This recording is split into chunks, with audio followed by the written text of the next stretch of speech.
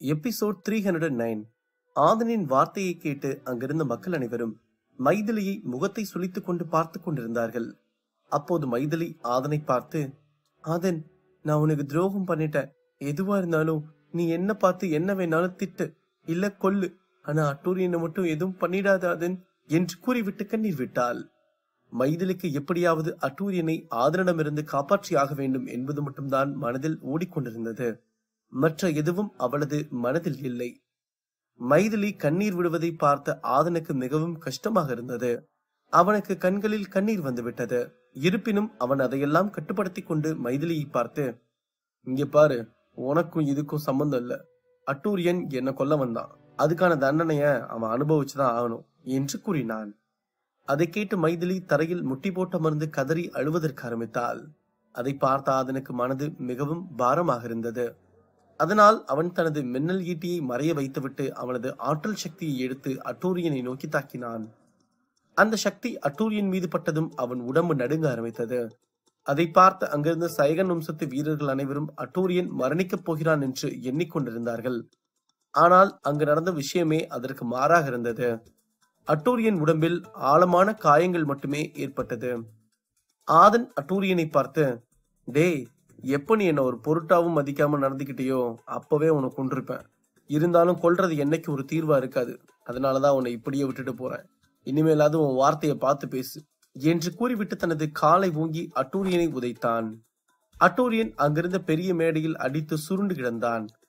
அந்த பெரிய மேடையை நடுக்கம் கண்டது. அதில் அமர்ந்திருந்த மாஸ்டர்கள் அனைவரும் அவரவர் இடத்திலிருந்து எழுந்தார்கள். ஆனால் சாத்தனார் மட்டும் சிங்கம் போல் கால் மீது கால் போட்டு அமர்ந்திருந்தார். அதை பார்த்த அவரது சிஷ்யர்களும் எக்ஸ்பர்ட்களும் மிகவும் சந்தோஷமாக சத்தமிட்டு கொண்டாடி கொண்டிருந்தார்கள். அப்போது அந்த கூட்டத்தில் இருந்த ஒருவன், பா, ஆதன் ஒரு மாவீரன் தான்ப்பா. இப்ப அட்டூரியன் ஆதன் கொண்டிருந்தான்னா அந்த பொண்ணை மதிக்காம போயிட்டான்னு சொல்லியிருப்பாங்க. அடுத்து தணிகைநாதன் சொன்னதுக்கு அட்டூரியன் சரிங்க ஐயான்னு விட்டுருந்தான்னா ஆதம் பயந்துட்டான்னு சொல்லியிருப்பாங்க. ஆனா ஆதன் அட்டூரியனையும் ஜெயிச்சுட்டான். தணிகைநாதன் பேச்சுக்கும் பயப்படல. மைதிலிக்காக அட்டூரியன் உயிரையும் எடுக்காம விட்டுட்டான். இந்த குணம்தான் ஒரு மாவீரனுக்கு வேணும். அது ஆதன் கிட்ட இருக்கிறதுனாலதான் அவன் ஜெயிச்சிருக்கான் என்று பெருமிதமாக பேசினான். அந்த நபர் பேசியதை கேட்டு அங்கு அவனை சுற்றியிருந்த அனைத்து மக்களும் ஆமென்று தலையசைத்தார்கள். அத்துடன் மேலும் சிலரும் அங்கு நடந்ததை அதிர்ச்சியுடன் பேசிக் கொண்டிருந்தார்கள். அப்போது பாலன் ஆதனை பார்த்து, இந்த ஆதன் ரொம்ப பலசாலிதான், இல்லைன்னா அவனால அட்டூரியனை ஜெயிச்சிருக்க முடியாது என்று நினைத்து பெருமிதமாக பார்த்து கொண்டிருந்தார். அப்போது அந்த பெரிய மேடையில் நின்று கொண்டிருந்த தணிகைநாதன், அட்டூரியன் என்று கத்திக்கொண்டு வேகமாக அந்த மேடையிலிருந்து கீழே இறங்கி ஓடி வந்தார். அவர் வேகமாக தரைக்கு வந்து அட்டூரியனை தனது மடியில் போட்டுக்கொண்டு ஆதனை கொலைவெறியோடு பார்த்து கொண்டிருந்தார். ஆதன், உனக்கு எவ்வளவு தைரியம் இருந்தா எங்க சைகன் வம்சத்து இளவரசனான அட்டூரியனை அடிச்சிருப்ப. இன்னைக்கு நீ என் கையால சாக போறடா என்று கூறிவிட்டு அவர் தனது சக்தியை எடுத்து ஆதனை நோக்கி தாக்கினார். அதை பார்த்த பருள் திகைத்து போனாள். அப்போது பாலன் அந்த பெரிய மேடையில் இருந்து பறந்து வந்து தணிகைநாதன் மற்றும் ஆதனுக்கு நடுவில் நின்றுவிட்டு அந்த சக்தியை தனது சக்தியை வைத்து முறியடித்தார்.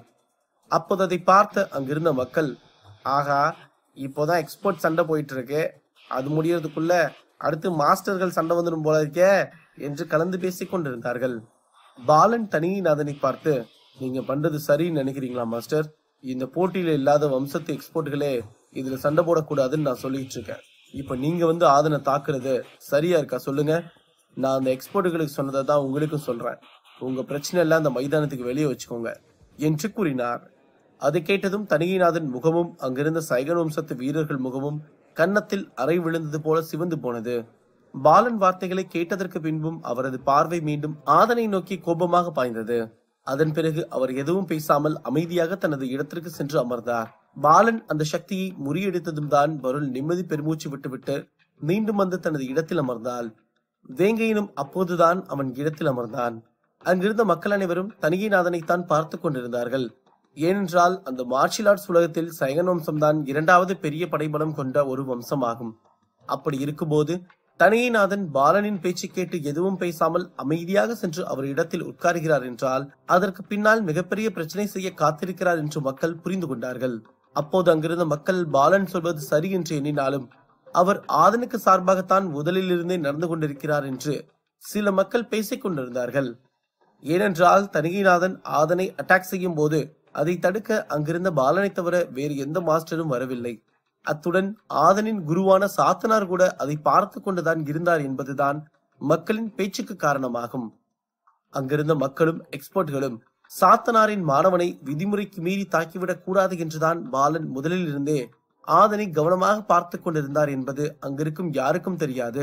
அதிலும் அங்கிருந்த சில மக்கள் ஆதன் பாலனுடன் இருப்பதுதான் ஆதனுக்கு நல்லது, இல்லையென்றால் சைகன் வம்சத்து வீரர்களோ அல்லது எக்ஸ்பர்ட்களோ ஆதனை கொன்று விடுவார்கள் என்று அங்கிருந்த அனைவரும் கலந்து பேசி சிரித்துக் கொண்டிருந்தார்கள்.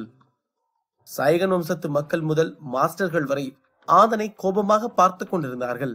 ஆதன் தங்கள் இளவரசரை அடித்து அவமானப்படுத்தியதால் அவனை பழிவாங்கியே ஆக வேண்டும் என்று நினைத்துக் கொண்டிருந்தார்கள். அப்படி அவர்கள் ஆதனை பழிவாங்கவில்லை என்றால் அங்கிருக்கும் மற்ற வம்சத்து ஆட்கள் அவர்களை எல்லாம் ஒரு பொருட்டாகவும் மதிக்க மாட்டார்கள் என்பதுதான் நிதர்சனமான உண்மையாகும். இப்போது அருண் நன்னனை வென்றுவிட்டான், மறுபக்கம் ஆதன் அட்டூரியனை வென்றுவிட்டான். இந்த இரண்டு வெற்றியும் அங்கிருந்த யாரும் எதிர்பாராத ஒரு விஷயம் என்றுதான் சொல்ல வேண்டும். நன்னன் மற்றும் அட்டூரியன் தான் லோகேஷிற்கு பின்பு இரண்டாவது மற்றும் மூன்றாவது இடம் பிடிக்கப் போகிறார்கள் என்று போட்டியின் ஆரம்பத்தில் இருந்தே மக்கள் உறுதியாக பேசிக் கொண்டிருந்தார்கள். ஆனால் நாம் ஒன்று நினைத்தால் ஆண்டவன் வேறு ஒரு தரமான செயல் செய்வார் என்பதற்கு சான்றாக அருணும் ஆதனும் அந்த இரண்டு ஜாம்புவான்களையும் வென்று வந்துள்ளார்கள். இப்போது டாப் 3 இடங்களில் இருக்கும் வீரர்களை அறிவிக்க அந்த போட்டியை நடத்தும் மாஸ்டர் வந்து மைக்கின் முன்பு நின்றார். இந்த போட்டியில டாப் 3 இடத்துக்கு தானே மக்கள் எல்லாரும் காத்துட்டு இருந்தீங்க, அதை அறிவிக்கிறதுக்கான நேரம் வந்துருச்சு. அது லோகேஷ், அருண் மற்றும் ஆதன் என்று கூறினார். அதை கேட்ட வாரியர் லெவல் போட்டியில் இரண்டாவதாக வந்திருந்த சோமன் கேட்டுவிட்டு, அப்படி போட அருவால, நம்மால டாப் 3க்குள்ள வந்துட்டான், அடுத்து முதலிடம் தான். அந்த மதுரா பாதாள மலையில சிக்கினதும் நல்ல விஷயம்தான். ஏன்னா இவன் காணாம போனதுனாலதான் நம்ம ஒரு வெறியில நம்ம சக்தியெல்லாம் ரொம்ப வலிமைப்படுத்திட்டோம். அதனாலதான் இப்ப வாரியர் லெவல் போட்டியில 2வது இடத்த பிடிச்சிருக்கோம். அது சரி, ஆதன் இதைத்தான் முதல்ல இருந்தே சொன்னான், உன் சக்தியை ஸ்ட்ராங் பண்ணுடான்னு. நம்ம தான் அவன் பேச்ச கேட்காம சுத்திக்கிட்டு இருந்தோம். கடைசியா காலம் நம்மளை பண்ண வச்சிருச்சு என்று நினைத்து கொண்டிருந்தான்.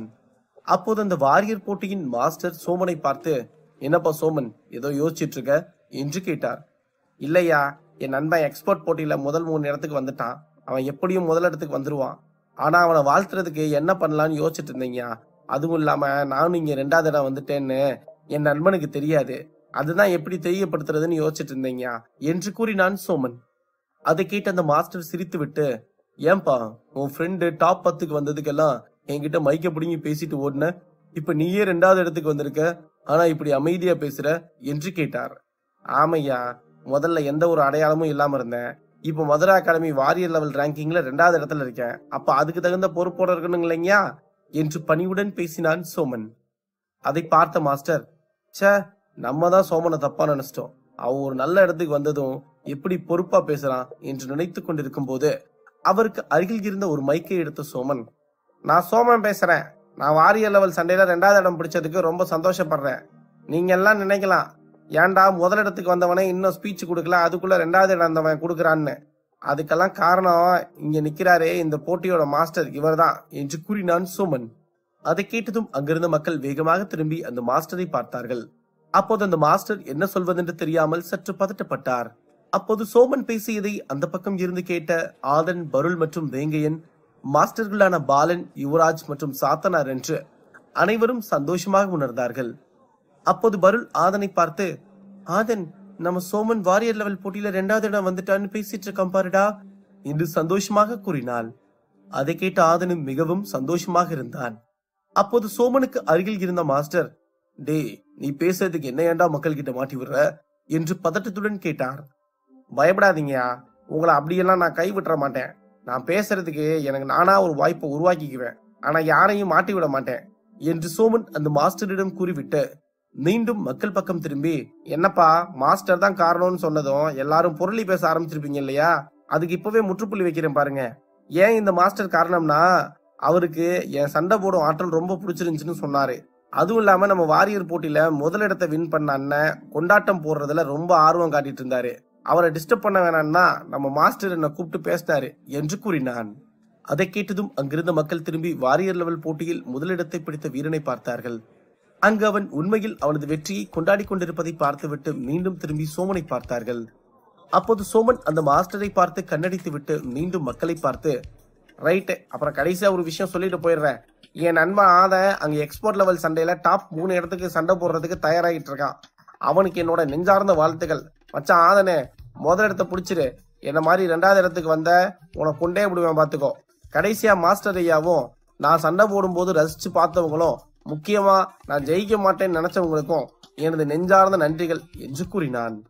அதை கேட்டதும் அங்கிருந்த அரங்கமே சோமனுக்கு கை தட்டியது. அப்போது இந்த மாஸ்டர் சோமனை பார்த்து கொண்டே நின்றிருந்தார். அதை பார்த்த சோமன், மன்னிச்சிருங்கய்யா, நான் ஏன் பேசினேன்னு என்னை கூப்பிட்டு திட்டக்கூடாது, அதே நேரம் உங்களையும் திட்டு வாங்க வச்சிடக்கூடாதுன்னு தாங்கியா உங்களுக்கு என் சண்டை பிடிச்சது, அதனால பேச சொன்னீங்கன்னு சொல்லிட்டேன் என்று மன்னிப்பு கேட்டான். அப்போது அந்த மாஸ்டர் சோமனை பார்த்து, நீ சொன்னதுல எந்த தப்பு இல்லை சோமன், நீ இந்த வார்த்தையை சொல்லனாலும் நானே இதை சொல்லியிருப்பேன். ஏன்னா இன்னைக்கு வாரியர் லெவல் போட்டியில மற்றவங்களுக்கு எப்படியோ எனக்கு உன்னதான் சோமன் ரொம்ப பிடிச்சது. நீ முதல் போட்டியில 2000த்துல ஒருத்தரா வந்தப்போ உன்னை நான் கவனிக்கல. அப்போ 2வது போட்டியில எல்லாரும் நம்ம ஜெயிச்சா போதுன்னு இருந்தப்போ நீதான் அந்த படிக்கட்டுல ஏறிட்டு இருந்தவங்கல்ல முதலா மேல தூக்கி விட ஆரம்பிச்ச. அதை பார்த்துட்டு தான் மத்தவங்க உதவி செஞ்சாங்க. அப்புறம் இந்த இறுதி போட்டியிலையும் சரி கடைசி போட்டியிலையும் சரி மத்தவங்களுக்கு எப்படியோ எனக்கு உன் ஆற்றல் சக்தியும் சாட்டையும் ரொம்ப பிடிச்சிருந்துச்சுப்பா. என்னோட மனமார்ந்த வாழ்த்துக்கள் சோமன் என்று கூறிவிட்டு கட்டி இணைத்துக் கொண்டார். அதை கேட்டு சோமனுக்கு கண்கள் எல்லாம் கலங்கியது. இருப்பினும் அவன் அதையெல்லாம் கட்டுப்படுத்தி கொண்டு, ஐயா என்னை கட்டி பிடிச்சே கொண்டு போட்டுறாதீங்கயா, அந்த வாரியர் ஆளுங்க கிட்ட இருந்து கூட தப்பிச்சிட்டேன், ஆனா உங்க அன்பு அணைப்புல இருந்து என்னால வெளியே வர முடியலைங்கயா என்று கூறினான். அதை கேட்ட அந்த மாஸ்டர் சோமனை பார்த்து சிரித்துவிட்டு அதன் பிறகுதான் டாப் 3 இடங்களை அறிவித்தார். அப்போது மறுபக்கம் சோமனின் வாழ்த்தை கேட்ட ஆதன் மிகவும் சந்தோஷமாக சிரித்தான். அவனுக்கு தனது நண்பனின் வெற்றிதான் முதலில் கண்ணுக்கு தெரிந்தது.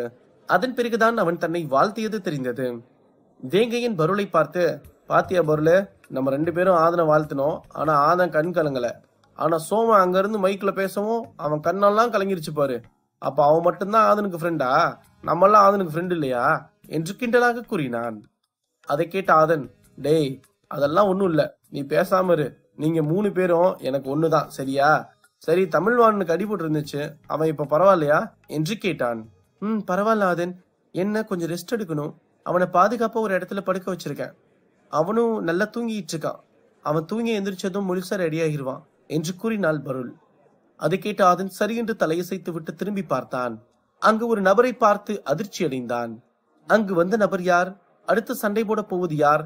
அடுத்தடுத்து கதைக்களத்தில் காத்திருக்கும் சிறப்பான சம்பவங்கள் என்ன? எபிசோட் 310. பருள் மற்றும் வேங்கையனிடம் தமிழ்வாணனின் உடல்நிலை பற்றி கேட்டுவிட்டு திரும்பினான் ஆதன்.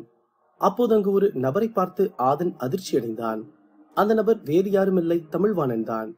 அவனை பார்த்த ஆதன், தமிழு என்னடா நீ ரெஸ்ட் எடுத்துட்டு இருக்கேன்னு சொன்னாங்க, நீ என்னடானா இங்கே வந்து நின்றுட்டு இருக்க என்று கேட்டான். ஆமா ஆதனு, இவ்வளவு நேரம் ரெஸ்ட் எடுத்துட்டு தான் இருந்தேன். அப்புறம் நீ டாப் 3ல சண்டை போட போறேன்னு கேட்டதும் அதை பாக்குறதுக்கு எந்திரிச்சு வந்துட்டேன்டா என்று சிரித்துக்கொண்டே கூறினான் தமிழ்வாணன். அதை கேட்டதும் பருளும் வேங்கையனும் சந்தோஷமாக உணர்ந்தார்கள். அவர்கள் தமிழ்வாணன் ஆதன் மீது வைத்துள்ள அன்பை பார்த்து மிகவும் நெகிழ்ச்சியாக உணர்ந்தார்கள். அப்போது ஆதன் தமிழ்வாணனை பார்த்து, தமிழு என்னை மன்னிச்சிடுறா, நான் உங்க அரசபுரத்துக்கு வந்தப்போ என்னை உங்க பெரியப்பா எதிர்த்தப்பவே நீ எனக்கு சப்போர்ட்டா வந்து நின்ன. ஆனா நீ என் இடத்துக்கு வந்து எங்க மதுரை அகாடமி நடத்துற போட்டியில கலந்துகிட்டு என் நண்பன் வேங்கையனை காப்பாத்துறேன்னு உன் உடம்ப காயப்படுத்திக்கிட்ட. நான் வந்து உன்னை காப்பாத்திருக்கணும்டா, சாரிடா என்று கூறினான். அதை கேட்ட தமிழ்வாணன் சிரித்து விட்டு, இரு வேங்கையன் ஓ நண்பனா? அவன் நம்ம நண்பன்டா, அவன் கூட நின்று காப்பாற்ற வேண்டியது எனக்கு பெருமை இல்ல, கடமை. அப்புறம் ஒரு நண்பருக்கு கூட நின்று தோளோட தோல் கொடுக்கணும்னு தெரிஞ்சுக்கிட்டதே உன்கிட்ட இருந்துதான். அதன் அன்னைக்கு நீ மட்டும் எங்க பெரியப்பாவை ஜெயிக்கலைன்னா இன்னும் எத்தனை வருஷம் ஆனாலும் நாங்க ஜெயிச்சிருக்க மாட்டோம். அது மட்டும் இல்லாம அந்த படிக்கட்டு பயணத்துல உன்னால முடிஞ்சிருந்தா நீ என்னை கண்டிப்பா காப்பாத்திருப்பேன்னு எனக்கு தெரியும்டா. அப்புறம் நீ அந்த படிக்கட்டுல மேல நின்னுட்டு கீழே என்ன நடக்குதுன்னு பாத்துட்டு இருந்ததையும் நான் பார்த்தேன் மச்சான். அதனால நீ மன்னிப்பெல்லாம் கேட்டு ஃப்ரெண்ட்ஷிப் அசிங்கப்படுத்தாத, சரியா? நம்ம சோமன் மைக்ல சொன்ன மாதிரி இந்த 3வது 2வது இடம்லாம் எங்களுக்கு வேண்டாம், எங்களுக்கு நீ முதல் இடத்துல ஜெயிக்கணும், அவ்வளவுதான் என்று கூறினான். அதை கேட்ட ஆதன் சிறு புன்னகை செய்துவிட்டு தமிழ்வாணனை கட்டிப்பிடித்துக் கொண்டு நின்றான். அதன் பிறகு மீண்டும் மக்கள் அடுத்த போட்டிகளை பற்றி கலந்து பேசிக் கொண்டிருந்தார்கள். அந்த டாப் 3 இடத்தில் நிற்கும் அருணையும் ஆதனையும் அங்கிருந்த மக்கள் மட்டுமல்ல யாருமே எதிர்பார்க்கவே இல்லை. அந்த பக்கம் பீமன் வம்சத்து வீரர்கள் இருக்கும் குடிலில் அனைவரும் அடுத்தடுத்த போட்டிக்கு மிகவும் ஆர்வமாக காத்துக் கொண்டிருந்தார்கள். மற்றொரு பக்கம் சாத்தனாரின் சிஷ்யர்கள் இருக்கும் குடிலில் இருக்கும் வீரர்கள் எக்ஸ்பர்ட்களும் ஆதன் டாப் 3க்குள் வந்ததற்கு மிகவும் சந்தோஷமாக உணர்ந்து அடுத்த போட்டி யாருக்கு இடையே வரப்போகிறது என்று தெரிந்து கொள்ள ஆர்வமாக இருந்தார்கள். அப்போது சைகன் வம்சத்து குடிலில் இருந்த வீரர்கள் எக்ஸ்பர்ட்கள் அனைவரும் அட்டூரியன் டாப் 3 இடத்தில் இடம்பெறவில்லை என்று மிகவும் சங்கடமாகவும் வெறுப்புடனும் அமர்ந்திருந்தார்கள். அத்துடன் ஒரு மூன்றாவது எக்ஸ்பர்ட் லெவல் எக்ஸ்பர்ட் வீரனான ஆதன் தங்களது இளவரசனை அடித்து வெளியேற்றி விட்டான் என்ற கோபம் அங்கிருந்த ஒவ்வொரு சைகன் வம்சத்து வீரர்களுக்கும் இருந்தது. அப்போது அந்த பெரிய மேடையில் அமர்ந்திருந்த தணிகைநாதன் தனது கோபத்தை எல்லாம் அடக்கிக் கொண்டு வந்து மைக்கேல், டாப் 3ல சண்டை போட போற வந்திருக்க உங்க 3 பேருக்கும் என்னோட வாழ்த்துக்கள். அடுத்த 2 மணி நேரம் கழிச்சு உங்களுக்கான பேட்டில் ஆரம்பிக்க போகுது. அதோட இந்த வருஷத்தோட டாப் 3 இடம் யாருன்னு தெரிய போகுது என்று அறிவித்தார். தணிகைநாதனுக்கு பேசுவதற்கு சற்றும் விருப்பமில்லை. இருப்பினும் அவர்தான் அந்த போட்டி அறிவிப்பாளராகும். அதனால் அவரது கோபத்தை ஒதுக்கி வைத்துவிட்டு இந்த பெரிய போட்டியில் பேசிக் கொண்டிருந்தார். அதை கேட்டதும் லோகேஷ் வேகமாக திரும்பி ஆதனையும் அருணையும் பார்த்து, நீங்களும் நல்ல பலசாலின்னு தான் நினைக்கிறேன். இல்லனா அட்டூரியனையும் நன்னனையும் ஜெயிச்சு வர முடியுமா என்ன? 2 மணி நேரம் கழிச்சு நம்ம 3 பேரோட பேரும் டாப் 3ல இருக்கும்.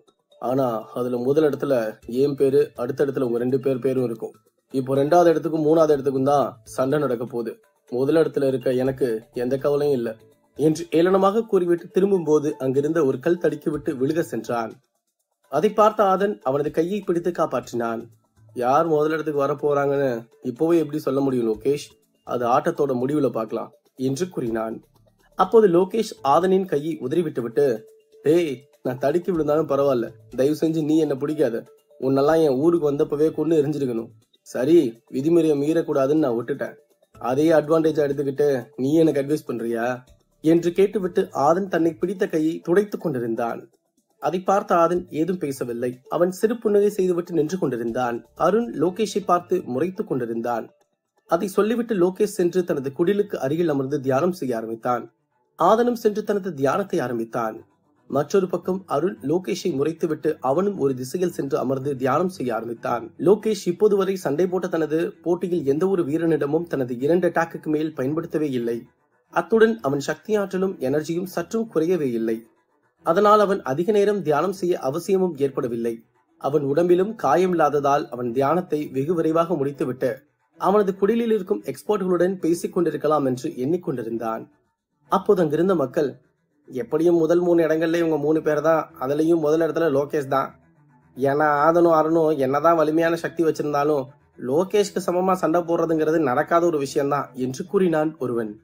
அதை கேட்டு அவனுக்கு அருகில் இருந்த மற்றொருவன், சரியா சொன்ன மச்சி, முதலிடம் லோகேஷுக்கு தான், அதுல எந்த ஒரு மாற்று கருத்தும் இல்ல. அதனால அடுத்து 2வது 3வது இடத்துக்கு ஆதனும் அருணும் தான் சண்டை போட வேண்டியது இருக்கும் என்று கூறினான். இப்படி அங்கிருந்த மக்களும் எக்ஸ்பர்ட்களும் கலந்து பேசிக் கொண்டிருந்தார்கள்.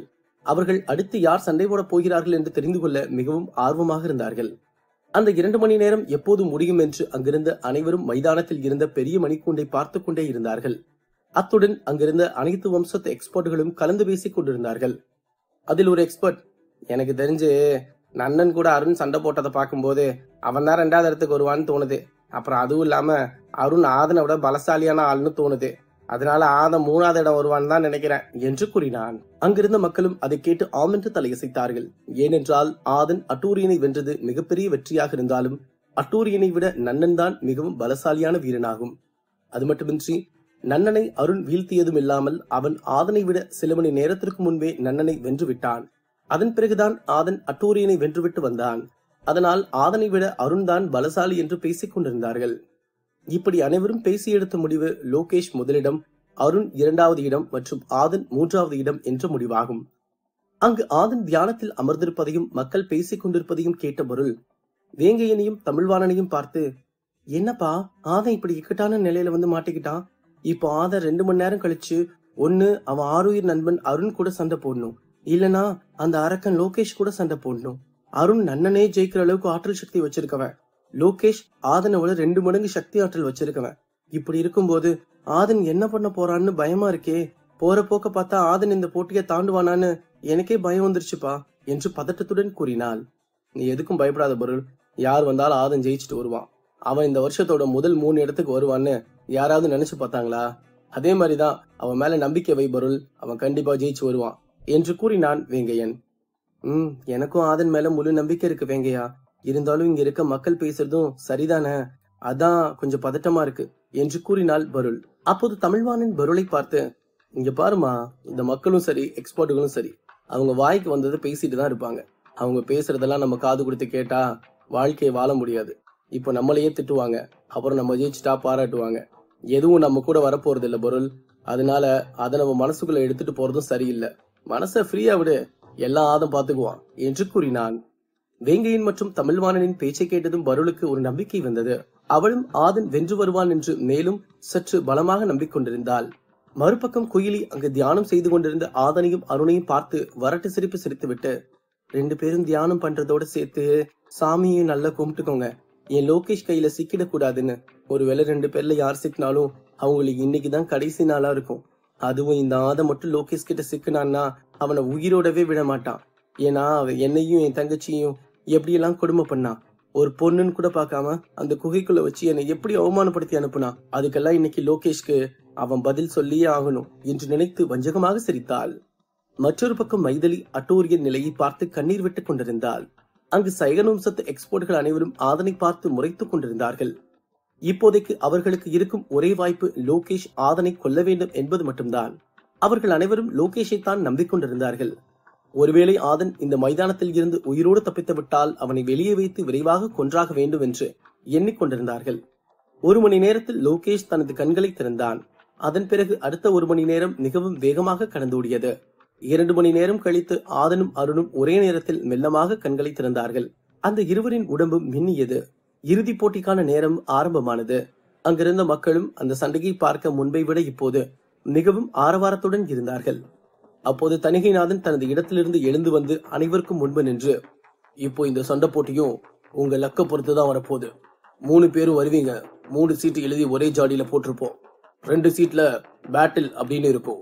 ஒரே ஒரு சீட்ல பிளாங்கா விட்டுருக்கோம். 3 பேரும் ஒரே நேரத்துல தான் எடுக்கணும். பிளாங்கான சீட் எடுக்கிறவங்க டைரக்டா இறுதி போட்டிக்கு போயிருவீங்க. மற்ற 2 பேரும் சண்டை போடுவீங்க. புரிஞ்சதா என்று கேட்டார். அதை கேட்டதும் அங்கிருந்த மக்களின் ஆர்வம் மேலும் மேலும் அதிகமாகிக் கொண்டே இருந்தது. இந்த முறையும் லக்கை பொறுத்துதான் சண்டை நடக்கப் போகிறது என்று அங்கிருந்த மக்கள் மட்டுமல்லாமல் அங்கிருந்த எக்ஸ்பர்ட்களும் மிகவும் ஆர்வமாக இருந்தார்கள். இப்போது 3 வீரர்களும் மெதுவாக பெரிய மேடையை ஏறினார்கள். அவர்களுக்கு முன்பு அந்த ஜாடி கொண்டு வந்து வைக்கப்பட்டது. அதில் 3 சீட்டுகளும் போடப்பட்டிருந்தது. முதலில் மூவரும் ஆளுக்கு ஒரு சீட்டை எடுத்து விட்டார்கள். ஆனால் முதலில் பார்த்தது அருண் தான். அவனது சீட்டில் பேட்டில் என்று எழுதப்பட்டிருந்தது. அப்படியென்றால் அவன் முதலில் நடக்கவிருக்கும் சண்டையில் பங்கு பெற்றாக வேண்டும். அத்துடன் அவன் வென்றால் மட்டுமே இறுதிப் போட்டிக்கு தகுதி பெற முடியும். அப்போது அதை பார்த்த அங்கிருந்த தணிகைநாதன், முதல் பேட்டில்ல சண்டை போட போறது அருண். அவனுக்கு எதிரா ஆதனா இல்ல லோகேஷான்னு இன்னும் கொஞ்ச நேரத்துல தெரிய போகுது என்று கூறினார். அதை கேட்டதும் அங்கிருந்த மக்கள் ஆதனையும் லோகேஷையும் தான் பார்த்தார்கள். அப்போது பருள், கடவுளே, ஆதனுக்கும் அருணுக்கும் சண்டை வந்துடக்கூடாது என்று நினைத்து கண்களை இறுக்கமாக மூடிக்கொண்டிருந்தாள். அப்போது ஆதனும் லோகேஷும் ஒருவரை ஒருவர் பார்த்துவிட்டு ஒரே நேரத்தில் அவரவர் சீட்டை திறந்தார்கள். அதில் லோகேஷின் சீட்டில் பேட்டில் என்றும் ஆதனின் சீட்டில் பிளாங்காகவும் இருந்தது. அது மக்களுக்கு தெரியவில்லை. அவர்கள் இருவரில் யார் அருணுடன் சண்டை போட போகிறார்கள் என்று கவனமாக பார்த்து கொண்டிருந்தார்கள். அதிலும் சைகநம்சத்து வீரர்களும் ஆதனுக்கு எதிராக இருந்தவர்களும் ஆதனுக்கும் அருணுக்கும் தான் சண்டை வர வேண்டும் என்று கலந்து பேசிக் கொண்டிருந்தார்கள். அப்போது தணிகைநாதன் அந்த இருவரின் சீட்டையும் பார்த்துவிட்டு, அருண் கூட சண்டை போட போறது ஆதன் என்று சொல்ல வரும்போது அங்கிருந்த சைகநம்சத்து வீரர்களும் ஒரு சில மக்களும் சற்றமிட்டு கத்திக் கொண்டிருந்தார்கள். ஏனென்றால் அங்கிருந்த அனைவரும் இதைத்தான் எதிர்பார்த்து காத்துக் கொண்டிருந்தார்கள். பீமநம்சத்து வீரர்களின் ஆதரவுக்கு அளவே இல்லாமல் இருந்தது. இப்போது லோகேஷ் போட்டியில் வென்றதை போல் சத்தமிட்டுக் கொண்டிருந்தார்கள். தணிகைநாதனை அடுத்த வார்த்தை கூட பேசவிடாமல் கத்திக் கொண்டிருந்தார்கள். அப்போது பருள் ஆதனை பார்த்தால் அவன் பருளை பார்த்து இல்லை என்று தலையசைத்தான். அதை கேட்டதும் தான் பருள் நிம்மதி பெருமூச்சு விட்டுவிட்டு அவளது இடத்தில் கம்பீரமாக அமர்ந்தாள். அப்போது தணிகைநாதன் மைக்கில், எல்லாரும் கொஞ்சம் அமைதியா இருங்க, என்ன முழுசா பேச விட்டாதானே உங்களுக்கு புரியும் என்று கத்தினார். அதை கேட்டதும் அங்கிருந்த மக்களும் சைகநம்சத்து வீரர்களும் அமைதியானார்கள். ஆனால் பீமநம்சத்து வீரர்கள் அமைதியாகாமல் சத்தமிட்டுக் கொண்டிருந்தார்கள். அதை பார்த்த தணிகைநாதன், இவனுங்க போடுற சத்தத்தை பார்த்தா லோகேஷ் ஜெயிக்கிறதுக்கு பதிலா ஆதனை ஜெயிச்சாலும் பரவாயில்ல போல இருக்கு என்று நினைத்து முகம் சுளித்தார். அப்போது பாலன் தனது இடத்திலிருந்து எழுந்து சென்று, இப்போ இந்த போட்டிகள் நடக்கணும்னா எல்லாரும் அமைதியா இருங்க, இல்லைன்னா நீங்க எல்லாம் கத்திக்கிட்டு இருங்க, நாங்க சண்டை இதோட நிறுத்திக்கிறோம், இதுக்கு ஒரு முடிவு தெரியாம போட்டோம் என்று கூறினார். பாலன் சத்தத்தை கேட்டதும் அங்கிருந்த அனைவரும் அடுத்த நிமிடம் அமைதியானார்கள். அப்போது தணிகைநாதன் அனைவரையும் பார்த்து, அருண் கூட சண்டை போட போறது ஆதன் இல்ல, லோகேஷ். இப்போ லோகேஷுக்கும் அருணுக்கும் தான் சண்டை நடக்க போகுது என்று அறிவித்தார். அதை கேட்டதும் அங்கு சத்தம் போட்டுக் கொண்டிருந்த மக்கள் பீமநம்சத்து வீரர்கள் அனைவரின் கன்னத்திலும் அறை விழுந்தது போல உணர்ந்தார்கள். யாருக்கும் யாருக்கும் இறுதிப் போட்டி நடைபெறப் போகிறது. லோகேஷின் தாக்குதலை தாங்குவான ஆதன்? அடுத்தடுத்து கதைக்களத்தில் காத்திருக்கும் சிறப்பான சம்பவங்கள் என்ன?